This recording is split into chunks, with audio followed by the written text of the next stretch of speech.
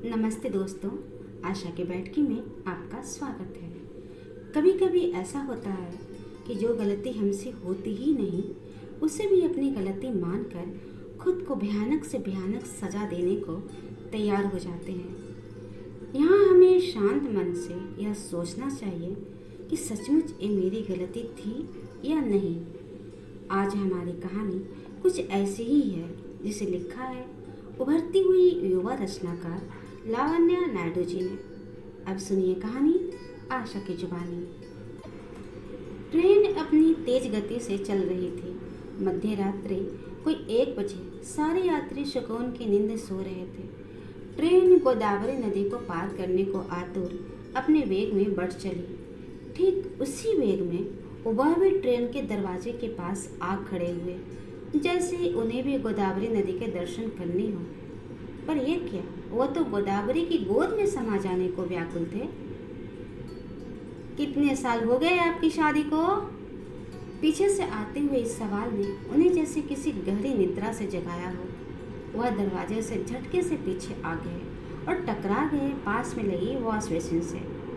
बिना उत्तर दिए वह अपनी सीट की तरफ बढ़ चले। ट्रेन भी अपनी रफ्तार को कम कर ब्रिज के शुरू होने से पहले ही रुक गई। वो फिर हिम्मत करके दरवाजे पर आए, इधर उधर नजर दौड़ाई, अपने माथे के पसीने को बार बार पोंछते हुए अपने मोबाइल को देख रहे थे। फिर उसमें कुछ टाइप करने लगे। अचानक पीछे से किसी ने आकर उनसे मोबाइल छीनकर उनका टाइप किया मैसेज जोर से पढ़ने लगा।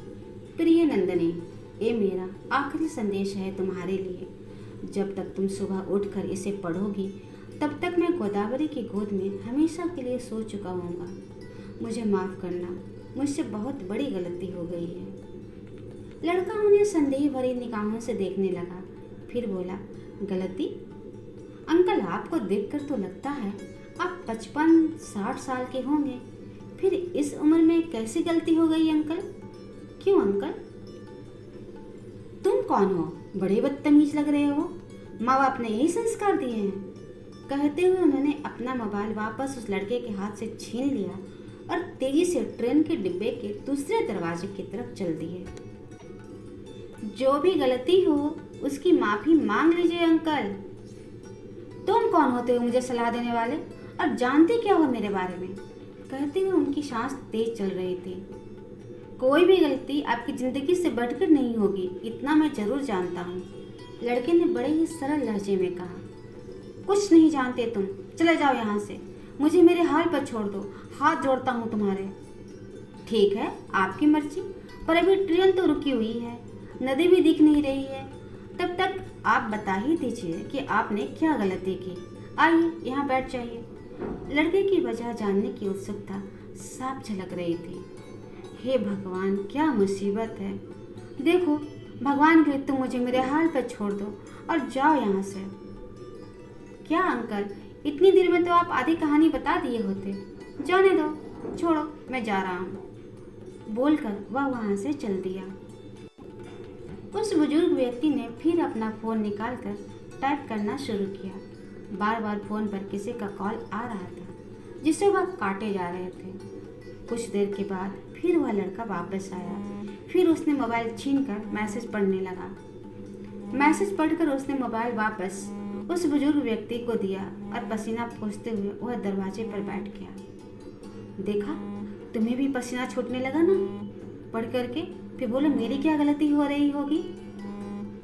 सही कहा अंकल।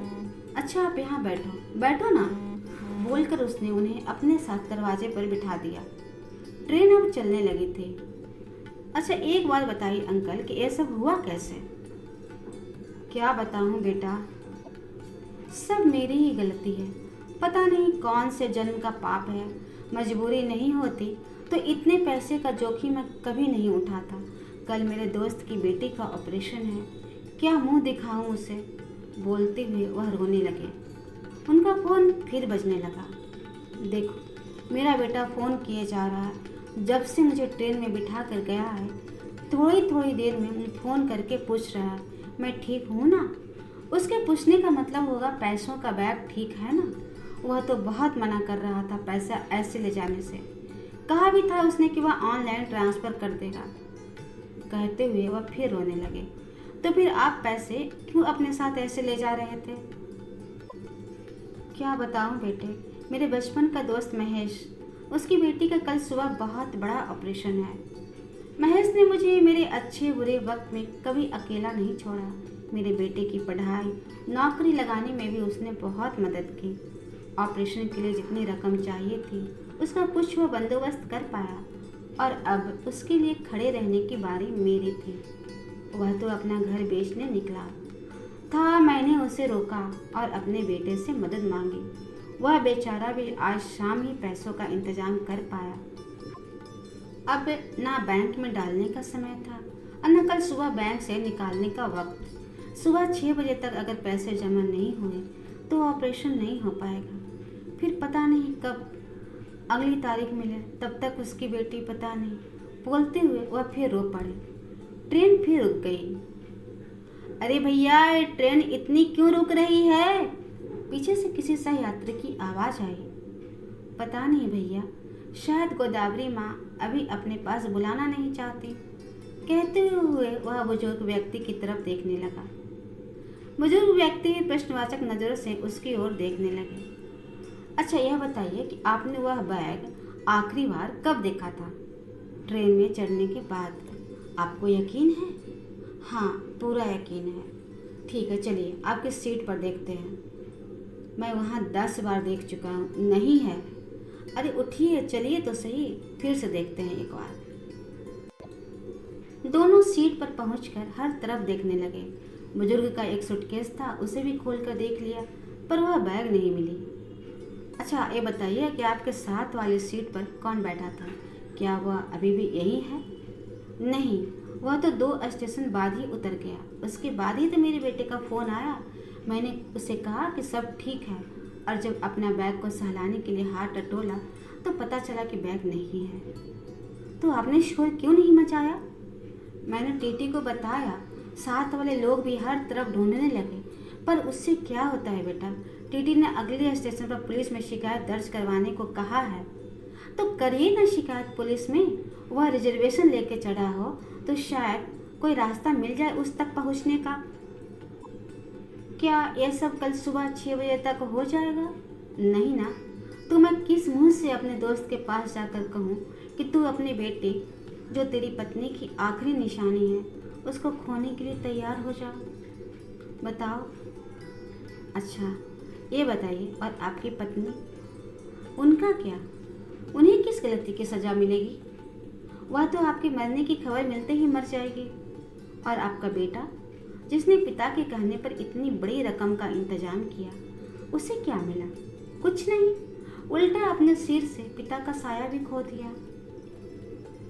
बुजुर्ग अभी भी दुविधा में दिख रहे थे। लड़का उन्हें उनके मन में उठ रहे सवाल जवाब के साथ छोड़कर जाने लगा। एक पल पलट कर देखा और कहा, एक बात और अंकल, आपके दोस्त हर अच्छे बुरे में आपके साथ खड़े रहे हैं। अब उनके साथ खड़े होने की बारी आपकी है। बोलकर वह लड़का चला गया। इस अंतर्द्वंद के बीच ट्रेन ने अपनी रफ्तार पकड़ गोदावरी नदी को पार कर लिया था। बुजुर्ग का फोन फिर बजा। इस पर उन्होंने फोन उठा लिया। दूसरी तरफ से आवाज आई, क्या पापा, आप फोन क्यों नहीं उठा रहे थे? आपने पैसों का बैग स्टेशन में गलती से मेरे बैग में डाल दिया था। वही बताने के लिए मैं रात भर आपको कॉल लगाता रहा, पर आपने फ़ोन ही नहीं उठाया और ना ही व्हाट्सएप पर मेरा मैसेज देखा। आप देखते क्यों नहीं है? फ़ोन उठाते क्यों नहीं है?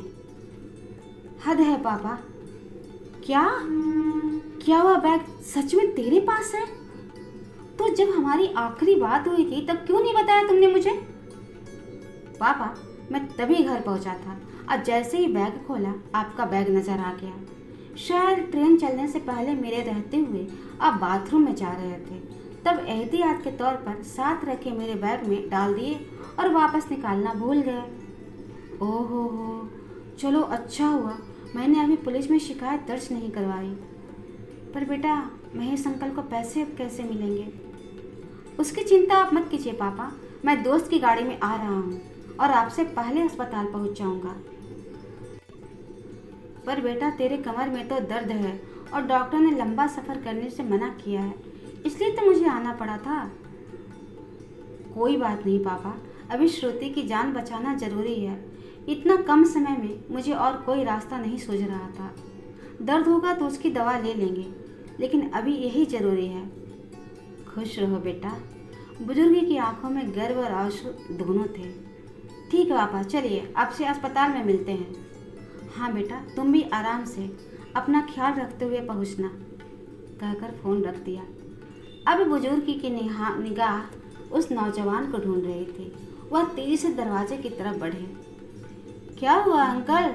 अब कोई नदी नहीं आने वाली, अब आएगा आखिरी स्टेशन, आपका स्टेशन। बुजुर्ग ने उसे कसकर गले से लगा लिया। अच्छा, पैसे मिल गए बेटा, और आज मैं जिंदा हूँ तो तुम्हारी वजह से। मैंने कहा था ना अंकल, गोदावरी माँ इतनी जल्दी नहीं बुलाना चाहती, और जिस तरह से तो आप जाना चाहते थे वैसे तो बिल्कुल भी नहीं। खुश रहो बेटा, तुम खुशकिस्मत है तुम्हारे माता पिता, उन्हें तुम जैसा बेटा मिला। सिर्फ माँ कहिए अंकल, पापा ने ट्रेन से कूदकर अपनी जान दे दी थी। वजह मुझे हम लोग को आज तक नहीं पता चला। उनकी जगह ही तो मुझे नौकरी मिली है रेलवे में। कहते हुए उसने अपनी शर्ट से आंसू पोंछे और वहाँ रखी चादर को तह करने लगा। बुजुर्ग ने उस लड़के के सिर पर हाथ फेरा और भारी मन से अपने सीट पर आकर बैठ गया। इतिश्री। तो बताएं आपको कहानी कैसी लगी? आपको हमारी कहानी सुनने में आसानी हो इसलिए इस चैनल को सब्सक्राइब कर लें। कहानी में क्या अच्छा लगा कमेंट करके अवश्य बताएं। लाइक करें और अधिक से अधिक शेयर करें। धन्यवाद।